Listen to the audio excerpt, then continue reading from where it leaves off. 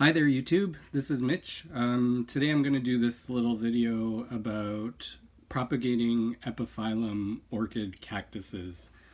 Epiphyllum orchid cactuses, they're very easy to grow. They're kind of large plants. Some of them are smaller, but they like lots of light. They like a little bit more water than traditional cactuses.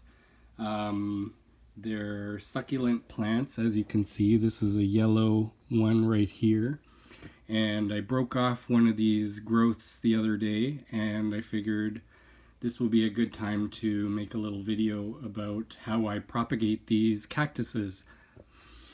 They're actually really easy to propagate, and they're really easy to grow, and they have really beautiful flowers. So they're well worth your time if you have the room and you want to try something a little different.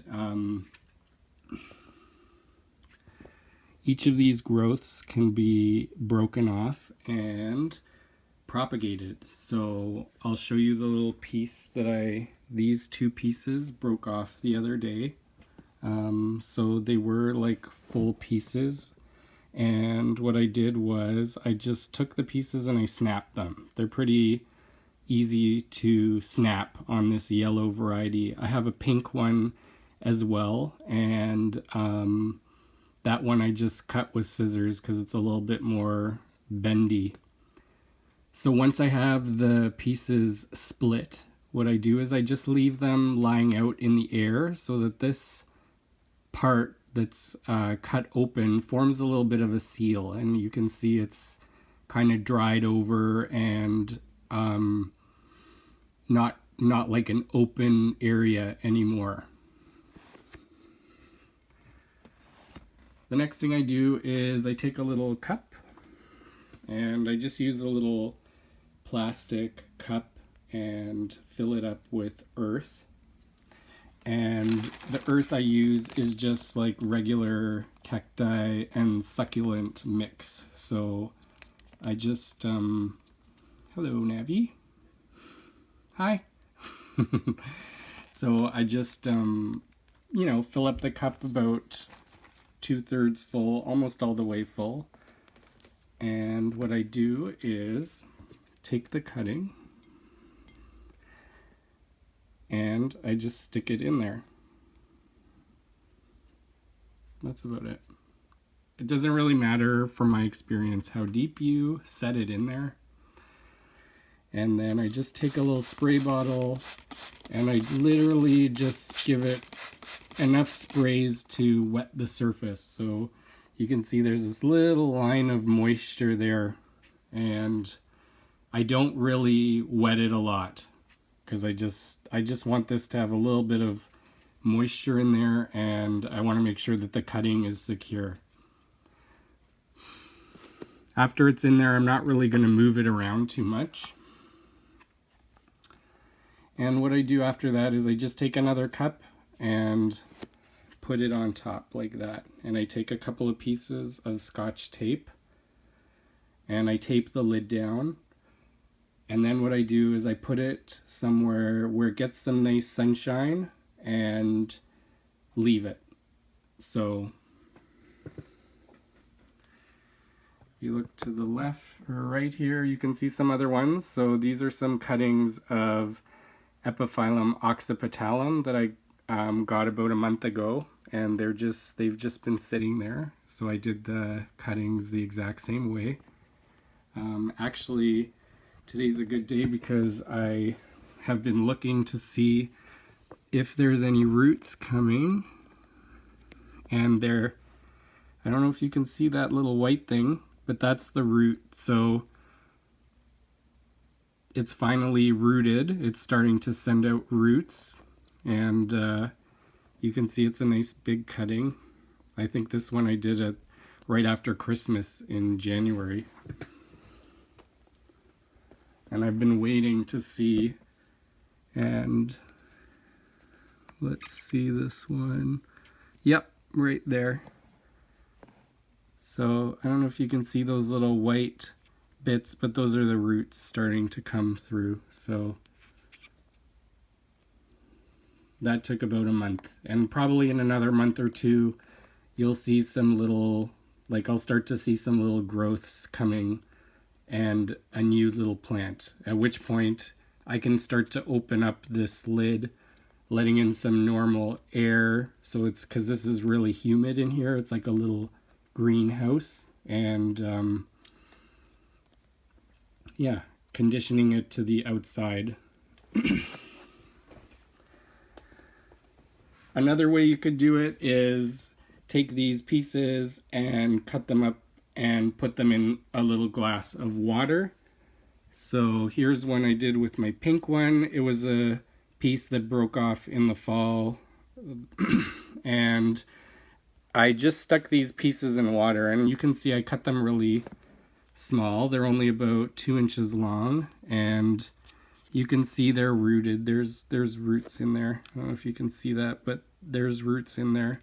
And actually see even here on the top, they started sending out some roots. So each of these pieces, if I stuck them in the earth, would grow a whole new plant. So you can see here I have about maybe 10, 12 pieces. So I'll have 10 to 12 plants. Or I could just stick them all in one pot and have a whole bunch of cuttings like growing one big plant really, really quickly. They grow really, really fast actually. So that's one of the things that makes them fun to grow. So here's some cuttings I stuck in the earth about 3-4 months ago. So these went through the rooting process in the earth, like the ones in the little cup greenhouse, and you can see that they have sent out these new growths. So this one has a nice new growth here, and this one has another growth coming up here, and these will grow really, really fast. Another way that you can propagate them is just to take the pieces that break off and not split them, but just stick them in water. So here's a big piece that broke off from my pink variety, and I just stuck it in a glass of water. And here's one from the yellow variety, and you can see that they're full of roots, and actually the yellow one is already starting to have little growths even through the water. Once these start to grow and they're rooted like this, they're ready to be potted up. I've just been kind of lazy, but I will pot them up soon.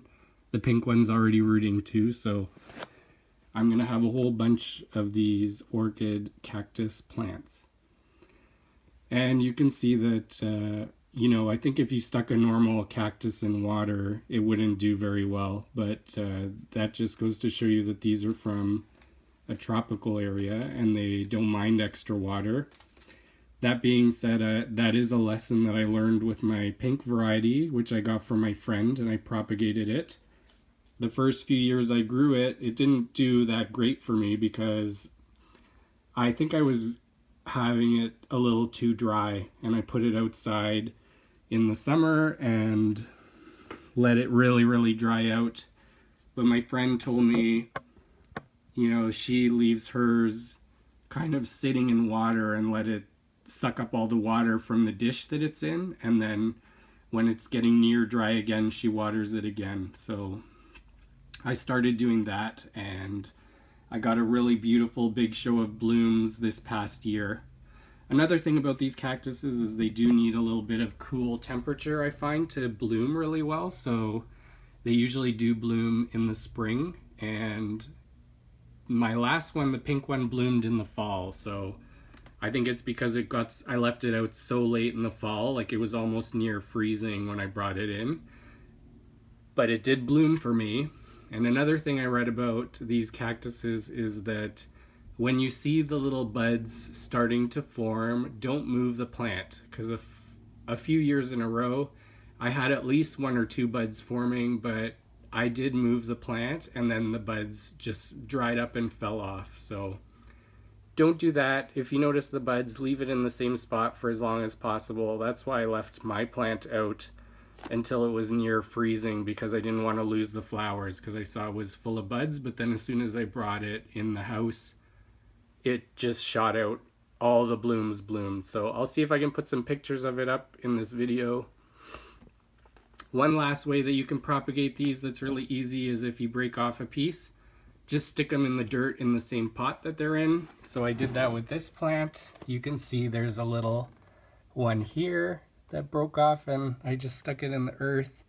And here's another one, and here's another one. And this one already has little growths there. So again, these are really easy to bloom and grow. There's lots of different colors and they're very beautiful when they come in bloom, and they're really low maintenance once you have them going. And they do become really large plants that are quite enjoyable to look at. So anyway, if you haven't tried them, I suggest you give them a try. And if you haven't tried propagating them, I also suggest you give that a try because they're really easy. Anyway, thanks for watching this video.